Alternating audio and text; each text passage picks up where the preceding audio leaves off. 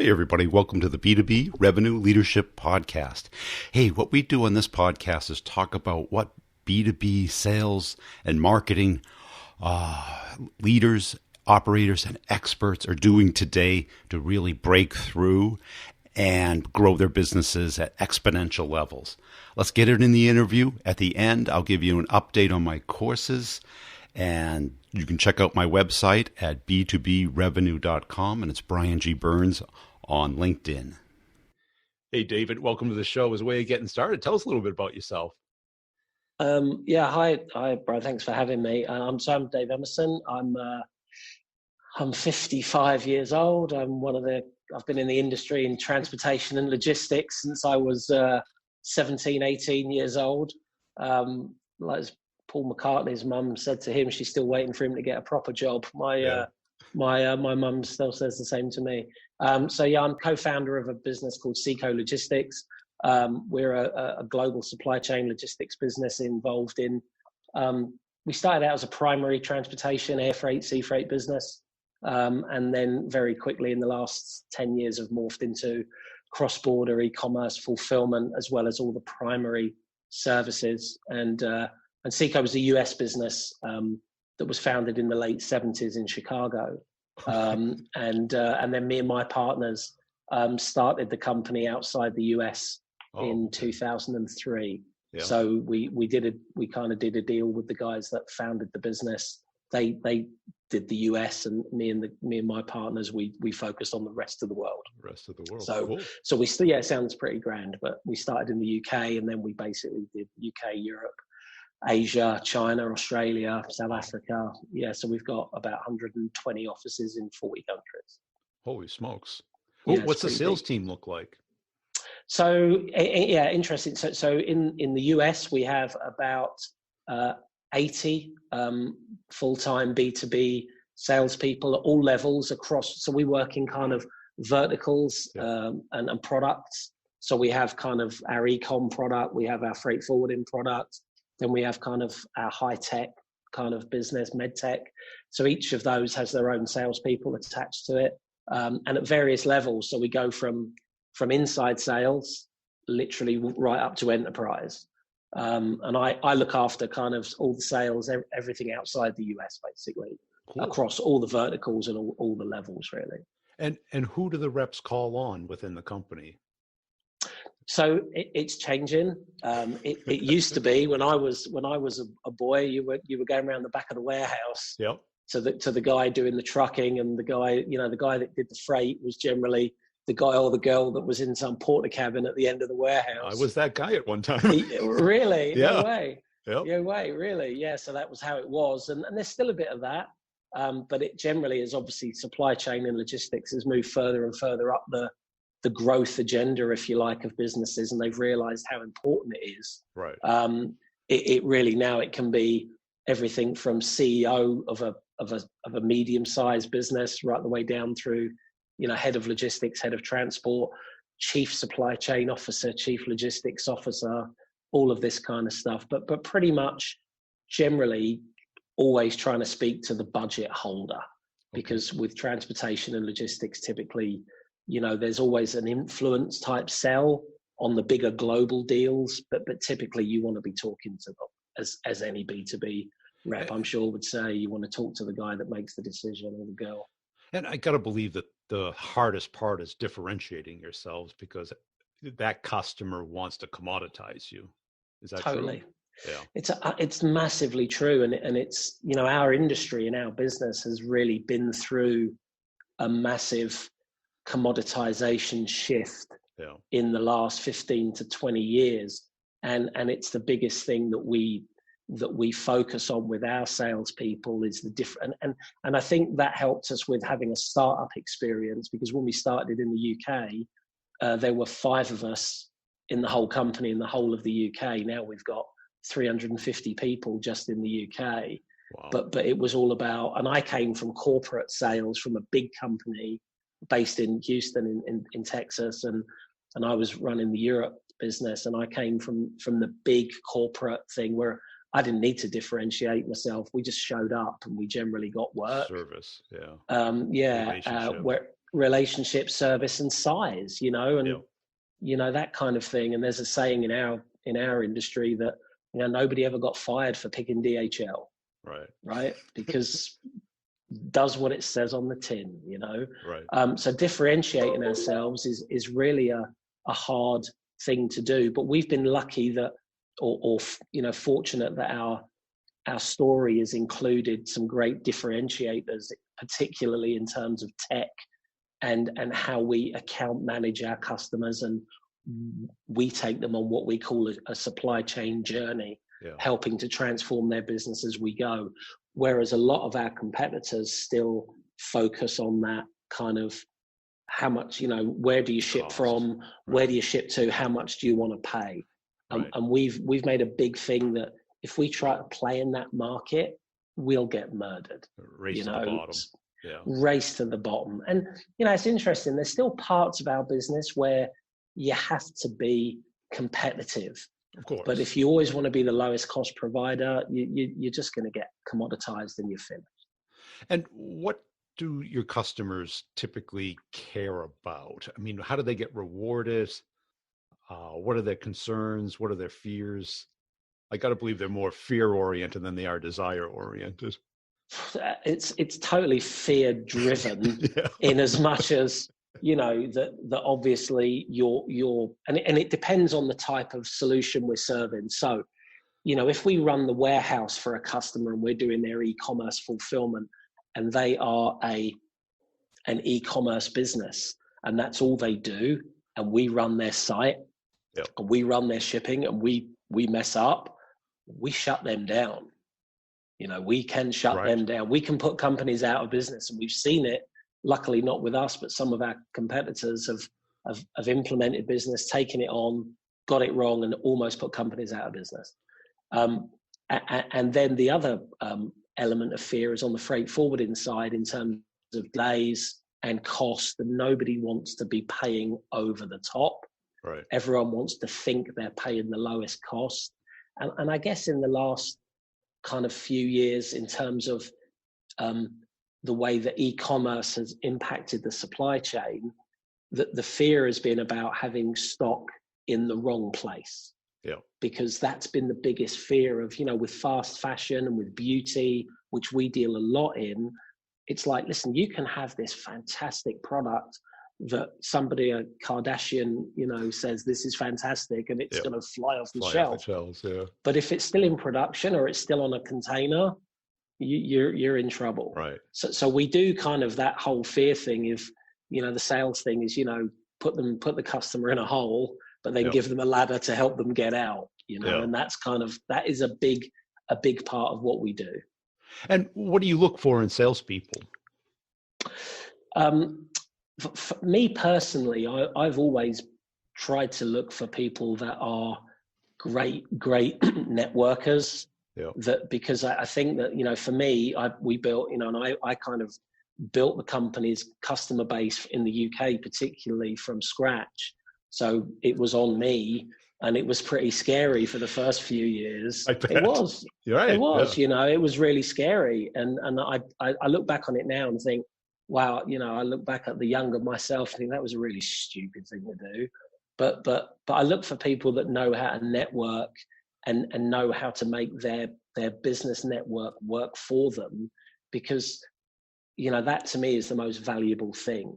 It really is. It's the thing that if we drew a DNA chart of our top 20 customers, we didn't really close those from a cold call or whatever. These came, they were referred, and we still needed to do the work, but they were already quite warm.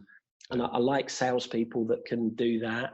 And I like salespeople that are, like everyone does, Brian, that are driven, and really just have they want to get deals. They want to put stuff over the line. That to me is that's still the buzz. Even today, that's still a massive buzz for me, is getting the deals, Now, let's talk about that networking part, because I think a lot of people don't work on it until they need it.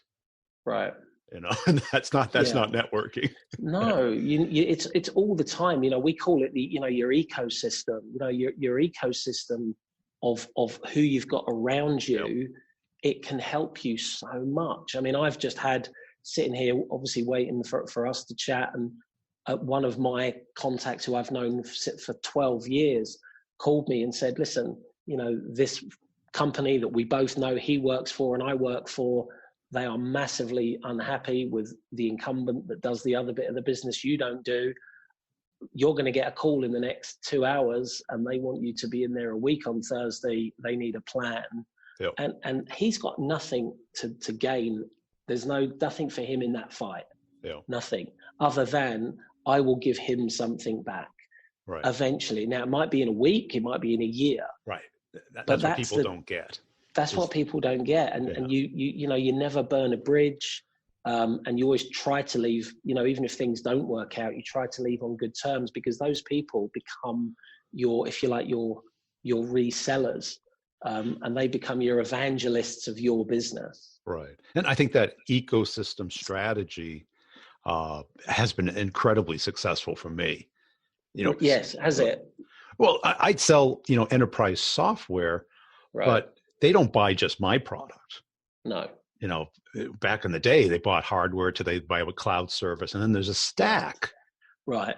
Okay. And they got recruiters and consultants. Yeah. What end up happening is they all need jobs. They all need work. They all need references. Yeah. And just absolutely. Your example of being able to network and to keep it alive, not just only call them when you need something.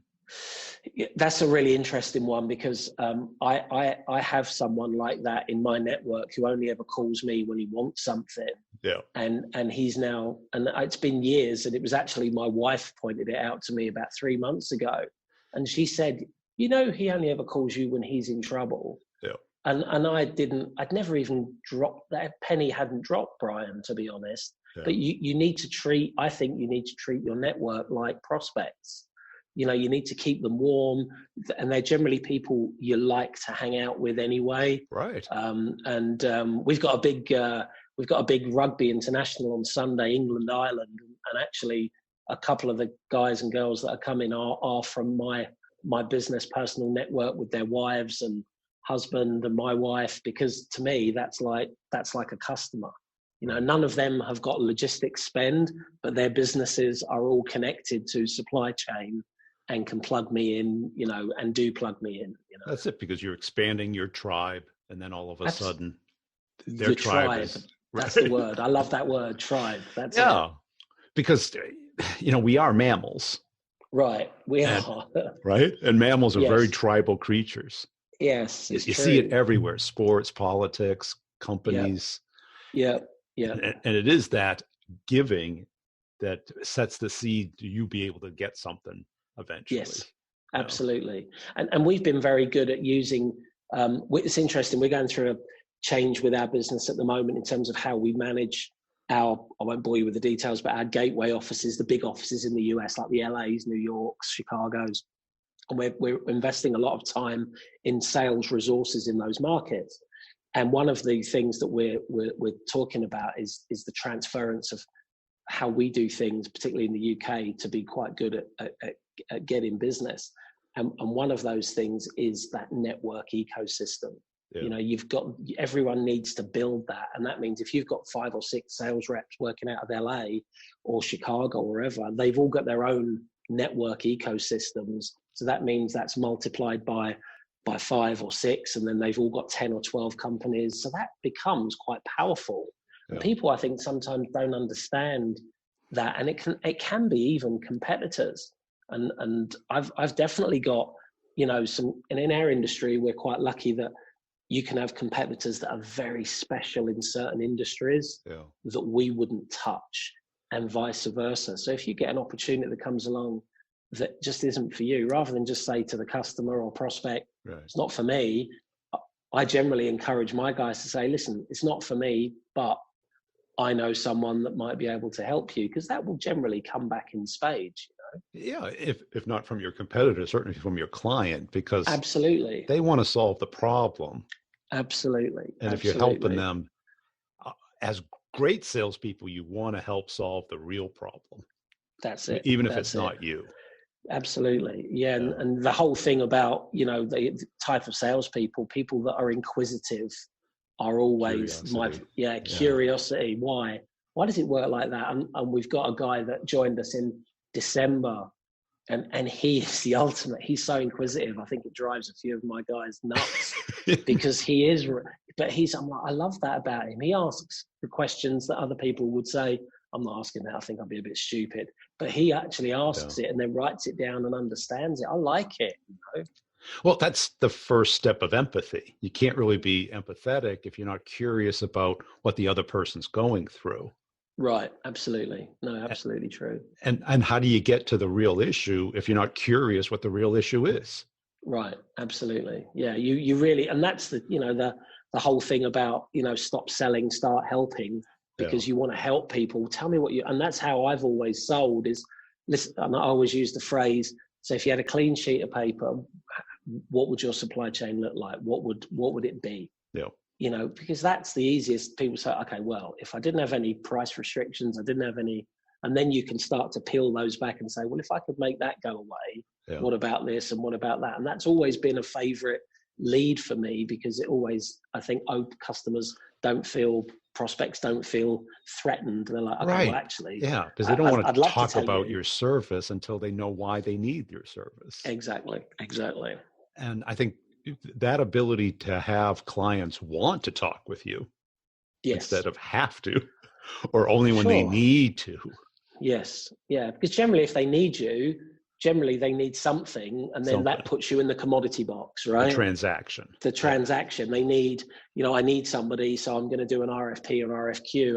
And I heard again on one of your other podcasts about one of the other gents that you'd interviewed said, I'm all about trying to circumvent or get to the deal before the RFQ and RFP. And that for us is totally the same. I'm always saying to my guys, they're like, well, we're going to get on the RFP. And I'm like, no, stop that happening. It's too late. It's too late. If we get an RFP, we're finished. Because then we get put in the box with the DHLs and the Kuehne and Nagels and the people that we can't really compete with because they're cheaper than us. Right. And unless the customer sees the value, they're going to go with the cheapest. Yeah. And what other skills or talents or abilities do you like in a sales rep? I think the inquisitive thing is really is really huge for me. Yeah.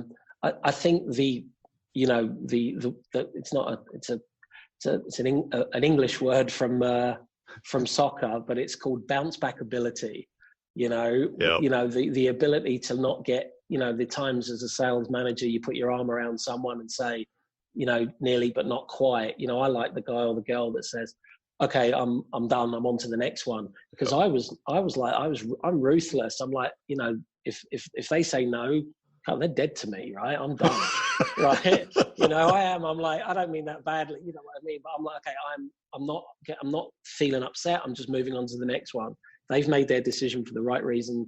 It's too late for a steward's inquiry. We move on. So I like salespeople that have got that attribute that say, you know what? You win some, you lose some. And I guess I'm a little bit old fashioned in as much as I just think that, the harder you work, the luckier you get. That old adage, I think it was that Gary Player that said that, and I do think that to a degree, activity can drive results. And we don't target any of our salespeople on number of meetings we don't do that.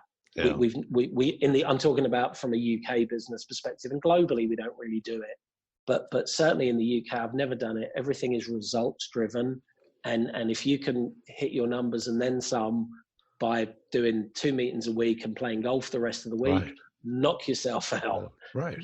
Because it's a results business. But I also find that there's that's a bit of a kind of a common ground between activity and doing deals. There has to be an element of that, I think. Yeah. I mean, you can certainly coach to activity or a number of things, but when you make it a KPI, that becomes the game instead of the revenue. Exactly. Yes, right. Exactly. It's interesting. We just set up a new global CRM. We had a global CRM, but it was pretty poor. We got rid of it. We've gone onto a new one. And we had a big debate with the guys in the US about, call count and all of this stuff. And I'm like, boys, just stop it. Right. Just we don't need that. It's all about revenue. It's all about gross profit. It's all about margin and growth, not about how many people they see, because then it ends up being they'll go and visit their aunt, and they'll game it. They'll put it in. They go and visit their aunt, put it in as a sales call. That's no good to us. Right. And then you'll end up with a nice looking dashboard and no revenue. Yeah, exactly. Yeah, it's all pretty colors, but there's no money. Yes. You want the green coming I want the people that have got the money, not that don't worry about the dashboard. Yeah. How did you develop the bounce back characteristic? Were you an athlete, or were you? Yeah, it came from soccer, from teams that were they were in the Premier League. But every year they'd get relegated to the first division, which is the next tier down. And the same teams year in, year out, there's probably about 5 or 6 teams that bounced between the Premier League, lower echelons, and the Championship. And the teams that would drop down, they'd always talk about, have they got bounce back ability? Can they get back up again next year, or are they going to sink further, which you see with, I think, salespeople, that the downward spiral. And then you're like, wow, I didn't see that coming. I thought he or she would bounce straight back, but they didn't. Not getting that deal crushed them. And now they're drifting away, Yeah, that's crazy, because like in the US, we have this thing called a performance plan. So like the C players with the low performers would get, 30 to 90 days to bounce back. Right. But pretty much it was just an HR thing to marginalize them out. Right. Because I very rarely saw anybody bounce back from that. Yeah, really. Yeah. How do you tell, like in an interview, before you hire them, before you see them hit adversity, whether they have this characteristic or not? I've been really the way I've interviewed has generally been the same from years, and I don't think that we've been successful in. Obviously, we've got a growth business, so generally we've been quite successful about the salespeople we've recruited. But I've always felt that some of those questions, some of that approach has been a little bit more luck than judgment. Right, to be honest, and gut feeling, and how you sell is maybe how you buy. What we have done in the last 2 years is we've bought in 3 years. We've bought in a piece of a platform. We asked them to ask a few questions called Culture Index, CI. I'm sure you're familiar with it. Yep. And we asked them to complete a culture index, which basically tells us what their focuses on, their traits and their behaviors. Yep. So from that, we can get a good, I can generally get a good steer on what type of traits they actually have versus the behaviors they think they have to have at work. And you can generally work out what type of character they're going to be. Listen, it's not bulletproof, but it's definitely helped us. And we've only made, I would say in the UK, we've probably only made one proper howler on recruitment in the last probably 4 or 5 years in sales. Yeah. Which isn't, but we don't have a lot. We have, in the UK, we have 10 inside sales and 7 enterprise. So it's not we're a $200 million business in the UK. Wow. It's not a lot of salespeople, really. It's not but the enterprise guys are all really good. Yeah. And generally they are pretty bulletproof. They deliver.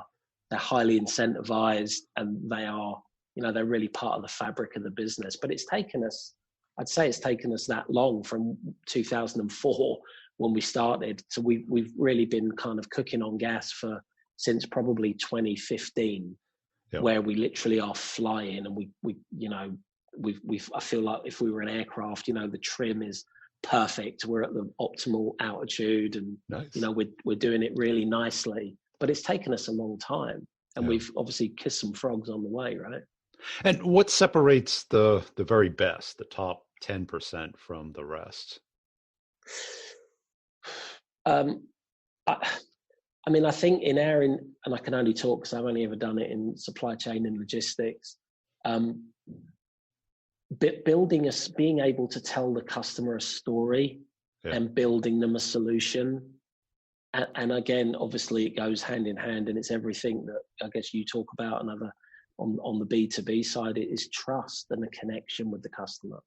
Yeah. You know, that they're the ones that can build that connection with the customer, and the customer knows that if I put my company's kind of, you know, blood vein, if you like, that passes around my body to you, is this all going to fall over? Am I going to, because for the buyer, it's all about what they look like. What do they look like? Yeah. And we are the guys and girls that can make the customer look good and keep telling the customer how good we make them look. They're the ones that I think are good. And we've got, of our 7 enterprise guys and girls in the UK, I think they're all capable of doing that at the right time. I really do. Yeah. But it's taken us that long to build that team who are all capable of doing that. But rather than just trying to sell them a solution, whereas they've not listened to what the problem is. And what you really emphasize there is about how they would look good. Yes. Not just how good you ship stuff. No. You know, we ship stuff. You know, we have a saying in logistics, you know, we all cook with water, right? Yeah. We use the same planes, the same trucks, the same ships as everybody else. You know, in the London area where our head office is, you know, there are 9,000 companies in a 12-mile radius that do what we do. Right. From a one-man band up to DHL. Yeah. Right? So if you focus on who you are and what you do, who cares? You got to focus on how to make them as individuals successful within the company. And then that builds trust, and then they know that they can bring to you. And then what happens is, and this is how we've been very successful, is they leave, but they don't leave the world, the planet. They end up leaving next door. Yeah. They go to a company that instead of making pink shoes makes red shoes, yeah. Or instead of making, you know, mascara makes lipstick or whatever. And then they ring up and they say, hey, you know what you did for us for their 5 years? Could you come do that for us here now? And that has been, if you look at our DNA of where our customers came from, I'd say we've had an awful lot of that, of success, of people saying, or maybe somebody who was the number 2 moving out and then becoming some number 1 somewhere else and then taking us with them. That's it. Because I think today there's too much focus on the best pitch or the best insight or the best consulting, instead of how do you make the customer successful? Not as just as a company, but as individuals. Because that is what a relationship is based off of. Yeah, and it goes back to the networking thing, yeah. And your ecosystem of, you know, you want the people you like hanging out with, you want them to be successful, you want them to have a great business, you know, and I love the guys that are guys and girls in my ecosystem. Some of them have got really successful businesses, some of them kind of haven't, but they know a few people. You know, but you want to push something back to them. And it's the same with prospects. You know, when you meet people that you get on with and you like, and you think, yeah, I actually really want to help this person because they've definitely got a problem. Whereas if it's, yeah, here's my RFQ, here's what we ship this to from, right, give us your best price. We generally don't engage in those, Brian, because the likelihood is so small. Yeah. The likelihood is so small. And because it started off from when we started the company, we had such limited resources because sales was pretty much me. I would only focus on the stuff that I knew I'd get a return on. Yes. So if it was, here's an RFQ for, you know, £1 million a year of spend, but I don't know them, but here's the RFQ. I'm like, no, I'm not doing that. Right. I don't know anybody there. You know, why would I do that? It's just work. You're just calling. It's just work. It's just work. Right?